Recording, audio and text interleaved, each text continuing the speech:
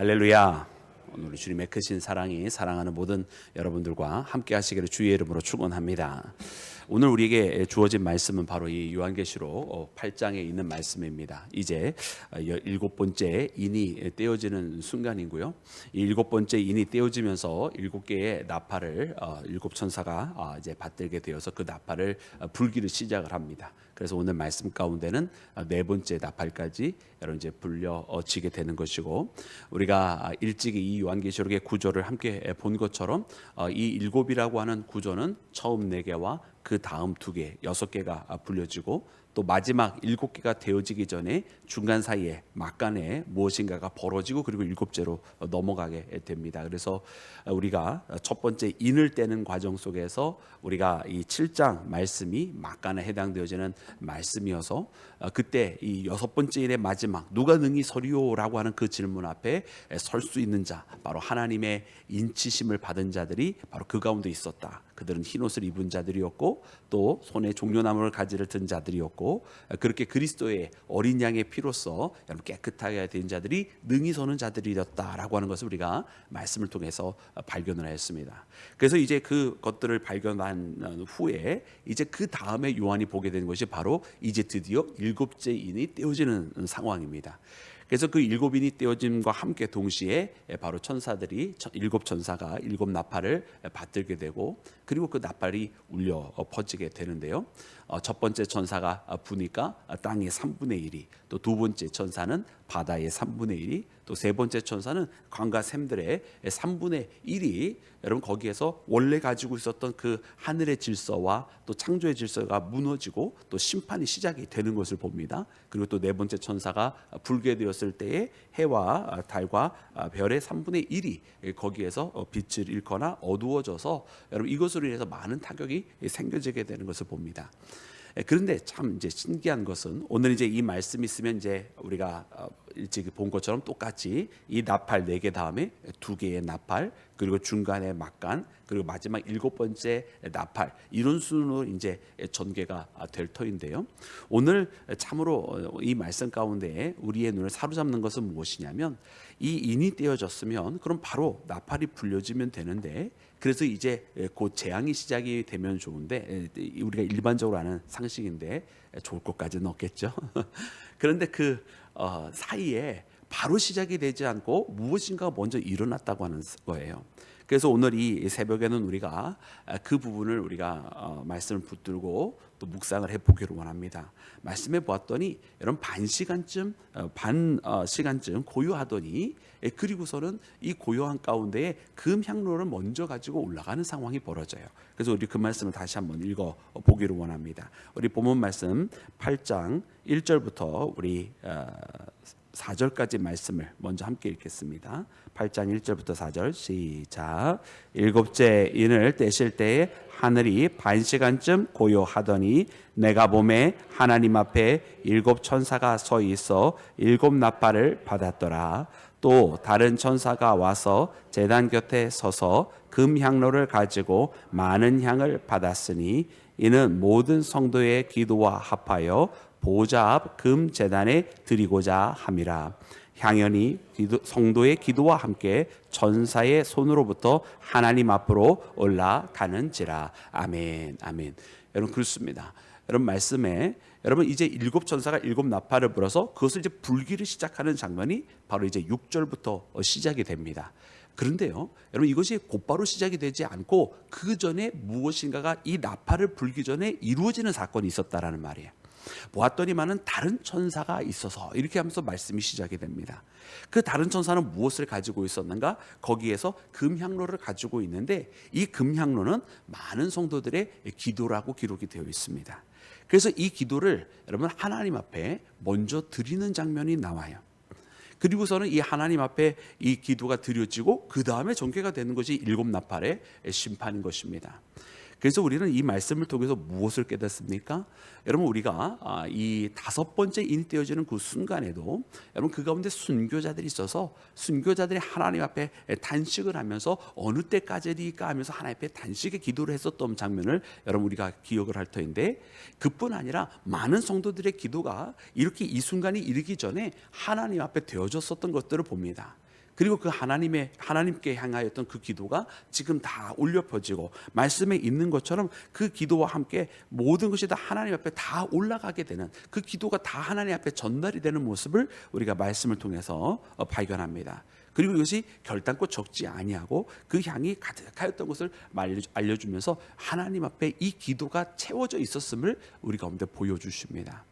사랑하는 여러분, 오늘 우리가 이렇게 드리는 기도, 여러분 이 기도는 하나님 앞에 아름다운 향으로 피어나는 것처럼 여러분 하나님께서 다 들으시는 기도이며, 또한 이 마지막 심판대 또한 그냥 이루어지는 것이 아니라 여러분 그 기도가 채워졌기 때문에 일어나는 사건임을 우리가 말씀을 통해 발견하기를 주의 이름으로 축원합니다.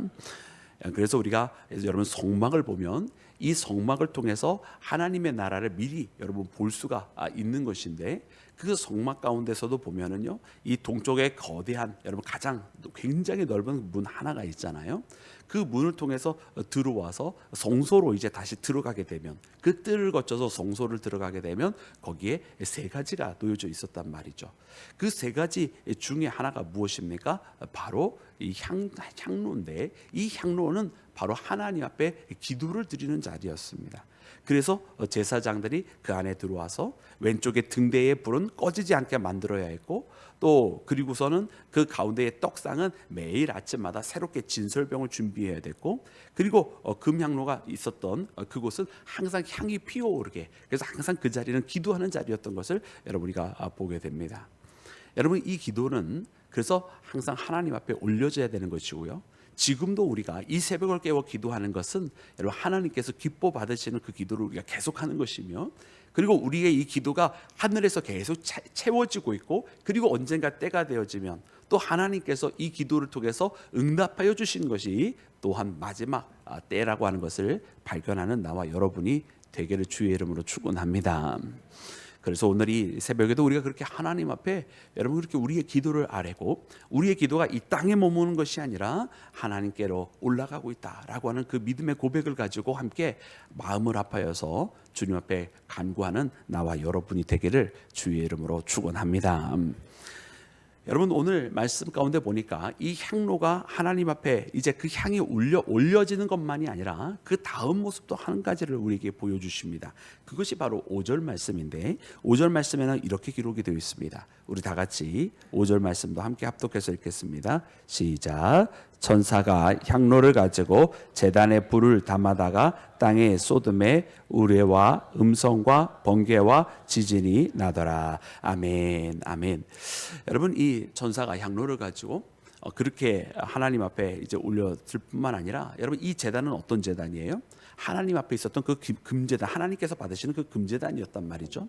근데 거기로부터 여러분 받아 담은 것이 있습니다. 말씀해 보니까 거기에서 우레와 음성과 번개와 지진들이 그 제단에 있었던 그 불을 담아다가 쏟아버리니까 나타나기를 시작했어요.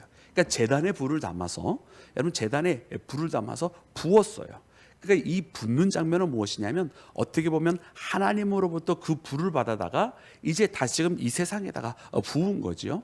그랬더니만은 나타나는 것이 이렇게 우레와 음성과 번개와 지진이 나더라라는 거예요. 여러분 이것은 이제 이 나팔이 불려지면서 나타나는 재앙과는 다른 것입니다. 그죠? 이건 재앙에 의해서 나팔이 불려질 때 나타난 사건이 아니라, 그 향으로 가득 찼던 것을 하나님 앞에 드렸고, 그 향이 하나님 앞에 올려진 다음에 그 제단에 불을 담아다 부은 것이에요. 그러니까 이 5절에 나와 있는 이 말씀은 재앙의 일부분으로 보시면 안 되고, 이 5절에 나와 있는 부분은 바로 기도의 응답으로 보셔야 됩니다. 그 기도의 응답이 바로 우레와 음성과 번개와 지진으로 나타나는 거예요.